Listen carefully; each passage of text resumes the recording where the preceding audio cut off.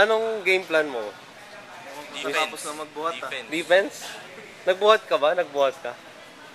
Panalo ba power? Ikaw, anong game plan mo? Ina-absorb ko yung power May kakalculate ko muna. Okay. Nandito yung 3-point king ng Tobis. Si King of all king. Anong game plan mo? Game plan? 10 3 points ba? Bench. ikaw. Taguro. 50% muna. 50% lang gagamitin mo. Okay, usap tayo mamaya. Ito yung boss. Manager. Anong game plan? Gameplay, ang tao-tao tayo. Okay, tao. Okay, kayo na lang. Ito, superstar. Game plan. Iwasan mapagod si Joby. Baka magkalat. Hindi ba game plan mo yung hi Joby, hi Jason? Ay, oo. Game plan din yun. Pagana.